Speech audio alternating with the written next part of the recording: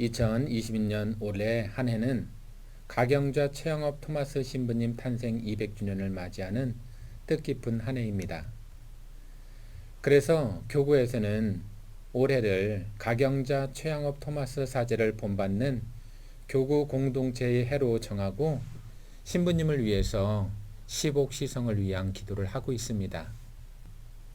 최영업 신부님을 본받는 우리라는 주제로 여러분과 함께 최영업 신부님에 대하여 함께 묵상해 볼까 합니다.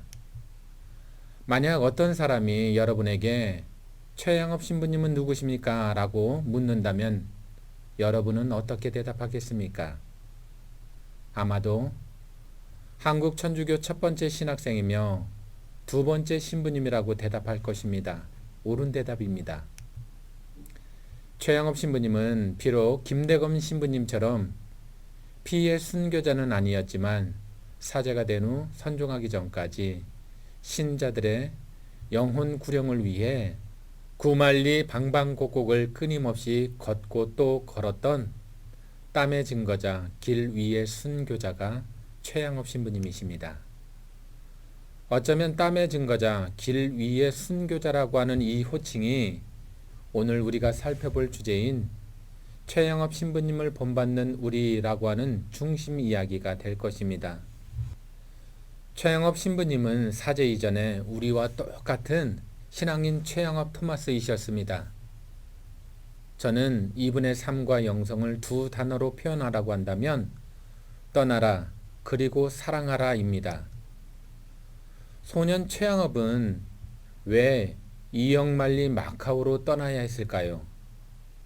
청년 최영업은 또 왜 그토록 조선 입국을 위해 죽음을 각오하고 6번이나 국경을 향해 떠나야 했을까요? 그리고 장년 최영업 사제는 어떻게 하느님과 이웃을 사랑했을까요? 이 이야기를 떠나라 그리고 사랑하라 라는 주제로 다 함께 살펴봅시다.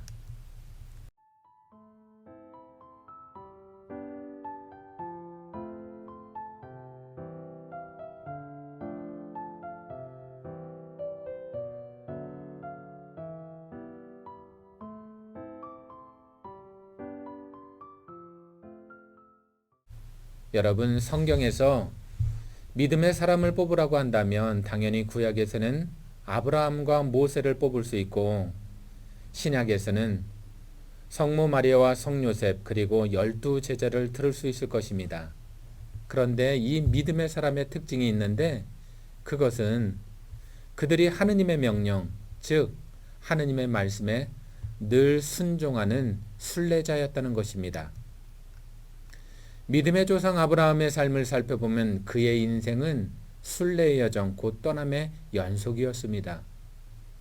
네 고향과 친척과 아비의 집을 떠나 장차 내가 보여줄 땅으로 가거라 라는 하느님의 말씀에 아브라함은 무작정 떠납니다.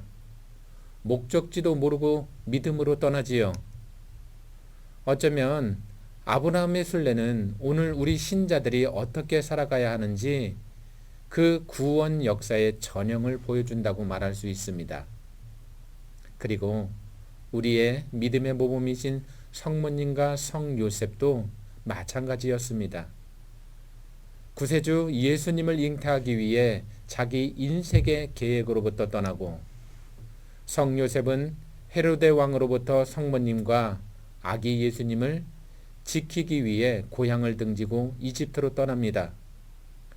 그리고 성요셉과 성모님은 이제 에집트에서 하느님의 명령을 듣고 다시 고향 나자렛으로 또 떠나지요. 심지어는 성모님은 하느님의 뜻을 완성하기 위해 외아들이신 예수님을 십자가 위에서 떠나보냅니다. 그런데 우리의 어린 순례자, 가난한 순례자였던 소년 최영업과 청년 최영업의 삶도 예외는 아니었습니다. 소년 최영업은 그의 나이 15살에 최방제 김대건과 함께 사제가 되기 위해 한양에서 마카오를 향하여 길을 떠납니다.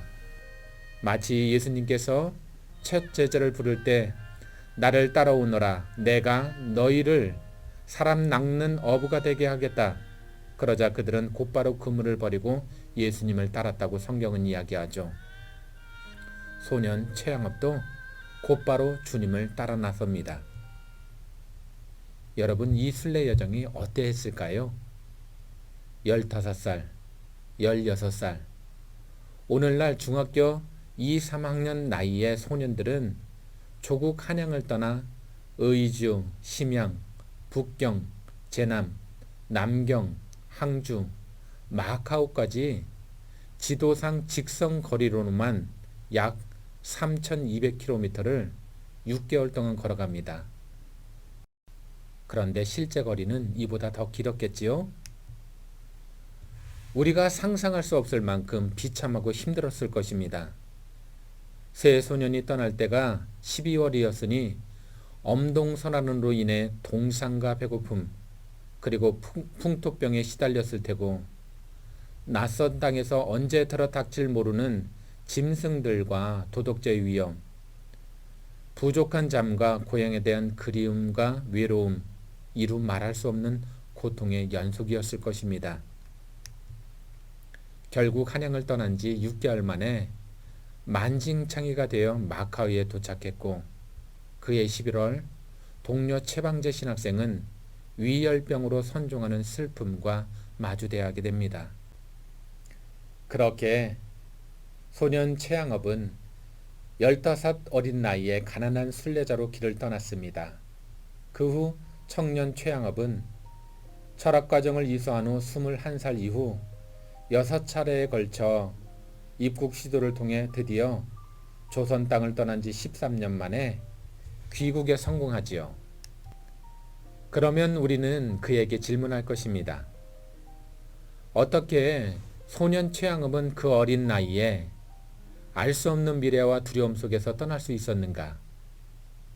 어떻게 청년 최양업은 죽음을 무릅쓰고 귀국하기 위해 국경선을 넘나들 수 있었을까? 청년 최양업은 하느님의 전능을 믿었기에 떠날 수 있었습니다. 그는 언제나 최고 최선으로 응답하시는 하느님의 전능, 즉 전능하신 하느님을 고백했지요. 자비에 있어서, 용서에 있어서 전능하신 하느님을 믿었습니다. 그래서 그는 아브라함처럼, 성모님처럼, 요셉처럼 즉시 떠났고 머물렀고 살아냈습니다. 그렇다면 우리는 하느님을 만나기 위해 무엇으로부터 떠나야 할까요? 먼저 안락한 삶의 자리로부터 떠나야 합니다. 하느님을 만나기 위해서요. 그리고 두 번째로 우리는 우리를 옴짝달싹하지 못하게 하는 무분별한 집착과 애착으로부터 떠나야 합니다. 그것이 무엇일까요? 아마도 재물이나 명예나 일이나 자식일 것입니다. 이것은 우리의 인생에 있어서 아주 중요한 것이지만 하느님을 대신하게 됐을 때 이것이 우상이 될 수 있음을 경계해야 합니다. 세 번째로 나 자신, 즉 자기의 애로부터 떠나야 합니다. 나에게 집착하게 되었을 때 우리는 하느님의 말씀을 들을 수 없고 하느님께 순명할 수 없기 때문에 그렇습니다. 그래서 참된 순명은 나의 집착으로부터 떠나는 것입니다.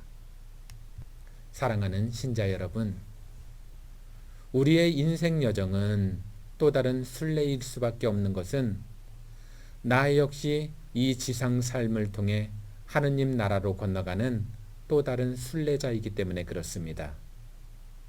순례 여정의 목적지는 하느님을 만나는 것입니다. 어린 순례자, 가난한 순례자, 소년 최양업은 지금 우리에게 이렇게 말합니다. 전능하신 하느님을 믿고 그분의 섭리를 믿고 너도 순례자가 되어 떠나라. 나 중심이 아니라 하느님 중심의 삶을 살게 되었을 때 우리는 최양업 신부님처럼 또 우리의 선조들처럼 신앙을 위해서, 하느님을 위해서 고향과 친척과 아비의 집을 떠날 수 있을 것입니다.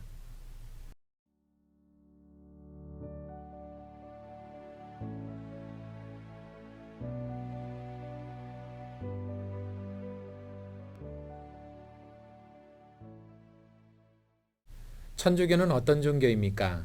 천주교는 하느님을 믿는 사랑의 종교입니다. 왜냐하면 하느님은 사랑이시기 때문이죠.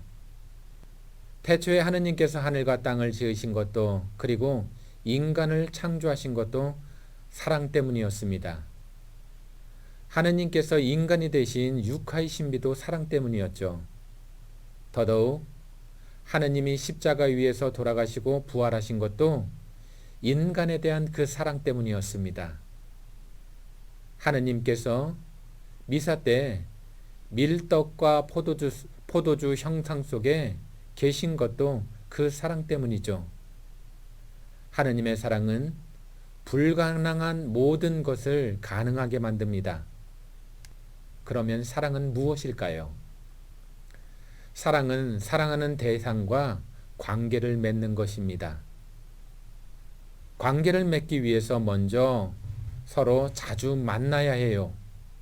함께 시간을 보내고 마음을 나누죠. 그러면 서서히 사랑하게 되고 종국에는 가장 소중한 것을 나누고 그것을 주려고 합니다. 신앙도 하느님과 관계를 맺어 마음을 나누고 사랑을 나누는 것이 신앙입니다. 그렇다면 최양업 신부님은 어떻게 하느님과 사랑의 관계를 맺었을까요? 사람들과 어떻게 사랑의 관계를 맺었을까요? 최양업 신부님은 하느님 사랑과 이웃 사랑의 증거적 삶을 바로 선교로 드러냈습니다. 그래서 그분 인생 전체는 복음 선포자로서 영웅적인 선교 활동으로 드러냅니다. 신부님이 조선 최초의 중국 선교사였다는 것은 여러분도 잘 알고 있을 것입니다. 그리고 귀국 후 1850년 1월부터 9월까지 거의 9,000리를 걸으며 교우촌을 순방할 정도로 선교에 대한 열정과 사명감을 드러냅니다. 특히 최양업 신부님은 외국 신부님들이 다닐 수 없는 전국 5개도 127개 공소를 돌아다닙니다. 최양업 신부님은 그의 나이 만 40세 되던 해에 베르네 주교님께 사목보그차 상경하다가 과로와 장티푸스로 쓰러져 결국 선종하시게 됩니다.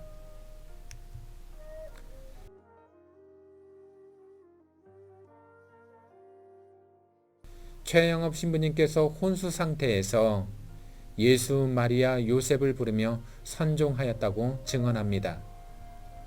그리고 검페롱 신부님은 그의 편지에서 최양업 신부님이 쓰러진 이유는 다름 아닌 과로 때문이었다라고 말하며 경심박해로 인해 낮엔 80에서 100리를 걸으셨고 밤에는 고해성사를 주셨어야 했고 또 날이 새기 전에 떠나야 했으며 한 달 동안의 휴식을 나흘 밤도 넘기지 못했다고 증언하였습니다.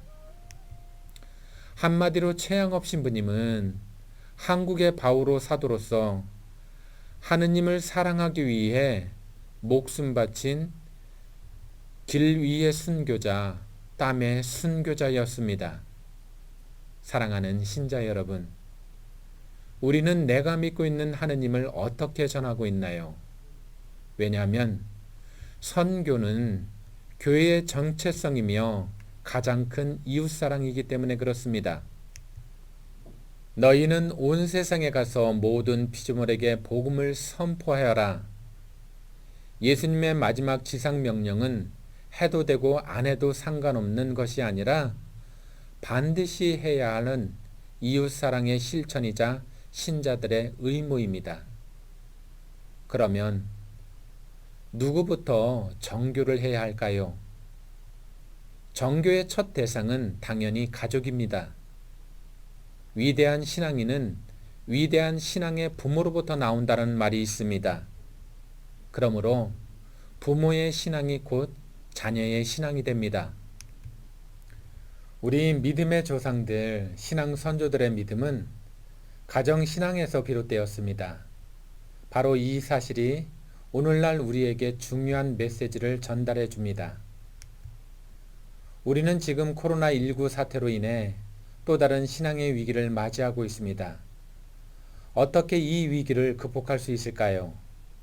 박해시대 때 우리 신앙 선조들은 죽음의 위협 속에서도 내 인생의 첫자리에 하느님을 모셔라 라고 하는 하느님 중심의 신앙생활로 모든 것을 극복했습니다. 그 신앙은 가정 안에서 부모의 모범을 통해 자녀들에게 신앙의 유산으로 전달되었습니다.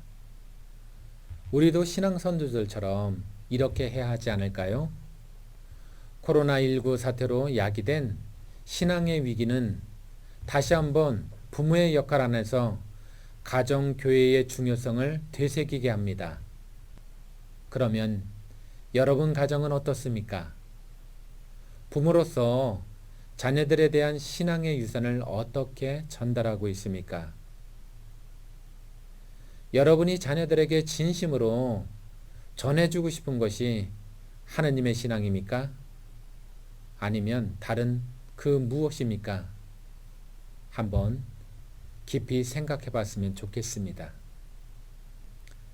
사랑하는 신자 여러분, 우리도 최양업 신부님처럼 그리고 신앙 선조들처럼 고백해야 합니다. 나는 주님의 선교사입니다. 나의 신앙을 가정 안에서 그리고 내가 사는 지역 공동체 안에서 복음적 삶으로 실천하도록 노력합시다. 하느님의 은총과 평화가 여러분 가정 안에 가득하기를 주님의 이름으로 축원합니다.